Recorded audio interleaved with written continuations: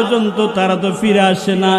এলাকার মাতব্বররা, কত ধন সম্পদশালীরা কয়েকদিন আগেও আমার দেশের সাবেক প্রধানমন্ত্রী চলে গেছে রে বাবা, আর কোনোদিন এই সমস্ত ক্ষমতাধররা আর আসবে না।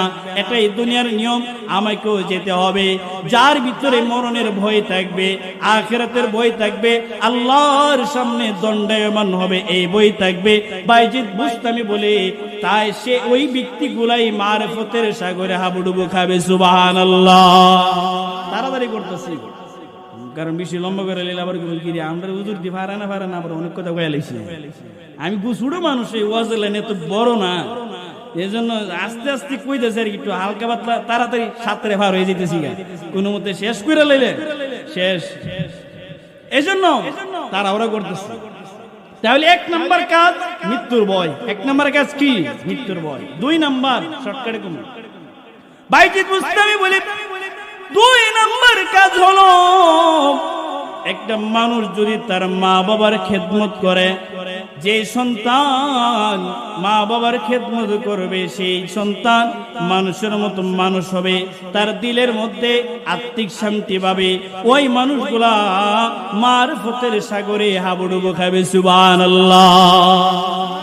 এরে ভাই, এই ভাই, আমাদের মা আমাদের জন্য কত কষ্ট করে।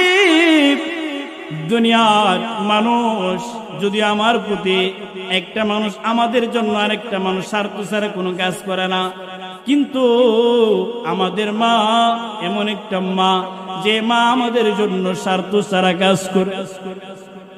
মা সন্তানের কাছে কিছু চাই না, কিন্তু সন্তানের জন্য দোয়া করি। যাদের মা বাবা আছে যুবক ভাই, তোমরা বুঝবা, যারা মা বাবা হারাইছে তারা বুঝে মায়ের কি কদর। এ মা সন্তানের জন্য বিনা স্বার্থে দোয়া করে। নবী বলেন, এই দুনিয়ার মধ্যে 3 ব্যক্তিদের দোয়া কোনো মিস হয় না, তোর মধ্যে একটা দোয়া হলো মা বাবা কর্তৃক সন্তানের প্রতি দোয়া। সুবহানাল্লাহ বলি। ও ভাই, আমাদের মায়ের পেটে যখন আমরা দুনিয়াতে আসলাম, এমন একটা অবস্থা হয়েছে, মা ঠিকভাবে খাইতে পারে না, ঘুমাইতে পারে না। ঘুমাইতে যায়, একবার বসে, একবার দাঁড়ায়, একবার ঘুমায়। একজন বলে, কিরে মা তুমি কেন ঘুমাও না? বলে, আমার শরীরটা কেমন কেমন যেন করে, খাবার খাইতে নেই। খাবারগুলো রাইখা দে। বলে, মা কেন খাবার খাও না? বলে, বমি